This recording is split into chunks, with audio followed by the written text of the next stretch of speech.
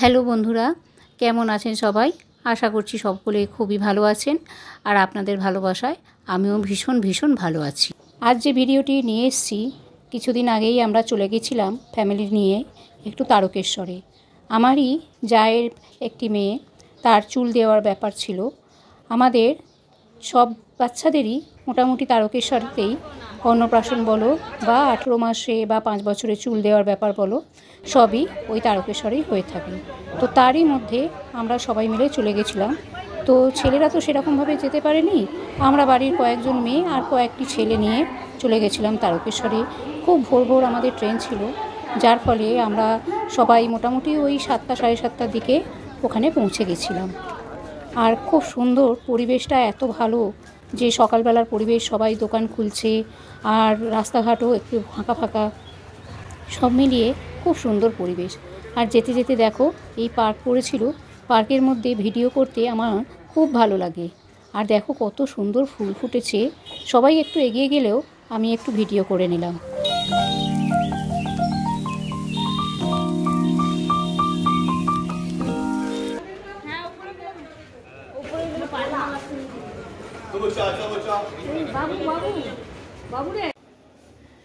সবাই গেছে চান করতে, আর আমি বাড়িতেই চান করে নিলাম। এখনও পোশাক আশাক পরা হয়নি, পরছি শাড়ি টাড়ি।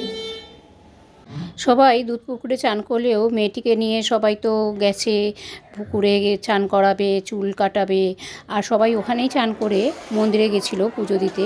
আর যেহেতু আমি বাড়িতে ছিলাম আর বাড়িতেই আমি স্নান করেছি, পরে আমি মন্দিরে আমার জায়ের সাথে চলে গেছিলাম। ঠিক কোন জায়গা থেকে ডালা কিনেছিল সেটা তো জানি না, তাই জন্য আমার জায়ের সাথে ওই আমাকে পথ দেখিয়ে নিয়ে যাচ্ছিল। আর দুধ পুকুরে যেহেতু আমি স্নান করিনি, মাথার জল আমি ছিটিয়ে নিয়েছিলাম। আমাদের অনেকগুলো 15টার মতো।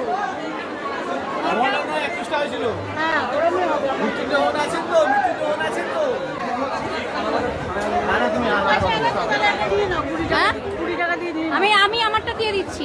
আপনি যদি না কেন আবার চান করিনি তো ঘরে ছিল, আমরা তো 20 টাকা দিয়ে একটা এরম ঘটি কিনে চললাম বাবার মাথায় জল ঢালতে।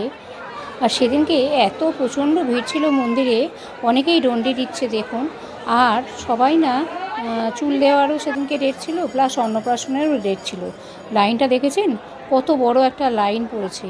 কারণ মন্দিরে যখন আমি পৌঁছাই সেই সময় মন্দির বন্ধ হয়ে গেছিল, কারণ বাবাকে তখন অভিষেক করানো হচ্ছিল। তো যাই হোক, বাবাকে যেই রূপে সেদিনকে দেখলাম, আর যদি আমি সবার সাথে যেতাম হয়তো দেখা হতো না, এমনি জল ঢেলেই চলে আসতাম। এই অভিষেকের আগে বাবার যে রূপ আমি দেখলাম, সে দেখলে মানে সে বললে এখনও আমার গায়ে যেন কাঁটা দিচ্ছে, এত সুন্দর বাবার সেই অভিষেকের দৃশ্য। আর রাজবেশ তো দেখেছি, কিন্তু এই অভিষেক 11টার সময় যেটা হয় সেটা আমি কোনোদিন দেখিনি। তো যাই হোক, মন্দিরে এখন পুজো চলছে, আমরা লাইনে দাঁড়িয়ে রয়েছি। মোটামুটি 1 ঘন্টাখানেক দাঁড়িয়েছিলাম জানেন। আর কষ্ট হচ্ছিল না যে সে বলবো না, কিন্তু বাবাকে দেখবো, একটু কষ্ট করব না তা বললে চলে কি করে। যাই হোক, মন্দিরে তো পুজো দিলাম, আর ওরা তো হোটেলেতে সমস্ত মোটামুটি একটু জলখাবার খেয়ে নিয়েছিল, আর আমার জন্য একটু রেখে দিয়েছিল। তারপর আমি লজেতে ফিরে তারপরে একটু আমারই এক জায়ের মেয়েকে নিয়ে বললাম চল একটুখানি বাজার দোকান করে আনি। তো বেশি কিছু কিনিনি, ওকে একটু কিছু খেলনা কিনে দিয়েছিলাম, আর আমি একটু ওই পাথরের থালার মতন কিনলাম ঠাকুরের একটু ভোগ টোক দেওয়ার জন্য। তো মোটামুটি মার্কেটে সেদিনকে ভালোই ভিড় ছিল, ভালোই দোকানপাট জিনিসপত্র ছিল।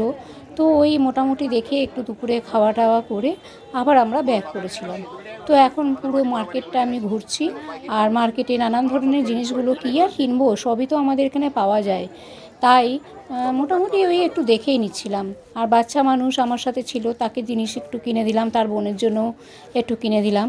আর অনেক না এখানে আচারের দোকান রয়েছে, কিনতে স্বাদ যায়, কিন্তু আচার আমার আবার সহ্য হয় না, খেলেই অম্বল করে। তো অনেক এখানে ফটো রয়েছে তারকেশ্বরের বাবার, কিন্তু আমার না জায়গা নেই বলে সেই জন্য আমি আর কিনতে পারলাম না।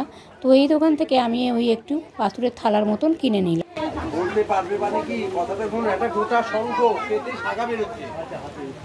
এইটা কত? এইটা কত? এটা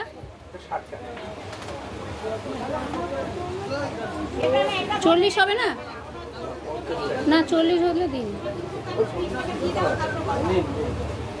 একটা দিয়ে দিন। শঙ্খ জিনিসটাই এরকম, একেবারে নিখুঁত করে হয় না।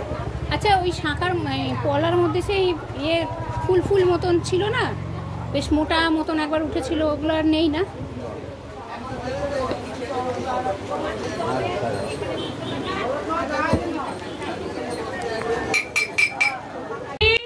এই যে এরই মাথার চুল দিতে গেছিলাম। তো যাই হোক, মোটামুটি মাথার চুল টুল দিয়ে তো সে খেলনা টেলনা পেয়ে ভারী খুশি হয়েছিল। আর আমারও ছেলের যখন আমি চুল দিতে গেছিলাম, সেও তখন অনেকটাই ছোট ছিল, প্রায় অনেক বছর পরে আমি তারকেশ্বরে গেলাম জানেন।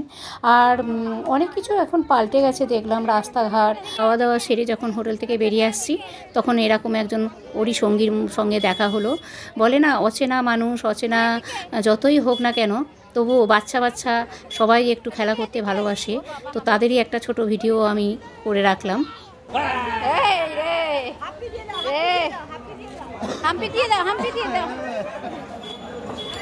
খেয়ে দিয়ে যখন লজের দিকে যাচ্ছিলাম, তখন রাস্তায় এইরকম চিহ্ন, যে ভোলে বাবার যেই ধরনের টিক্কা লাগায়, তো সেই চিহ্ন পড়তে সবাই খুব ব্যস্ত হয়ে পড়লো।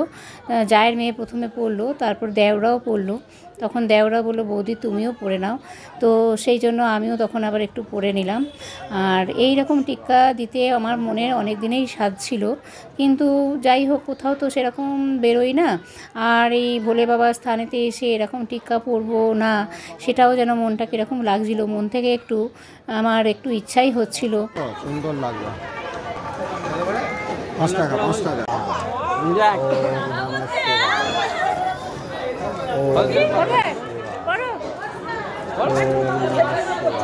আগের জন আর যিনি পড়ছেন, এরা দুজনেই হচ্ছে আমার দেওর সম্পর্কে, আমার মেজ খুড়শাশুড়ির 2 ছেলে।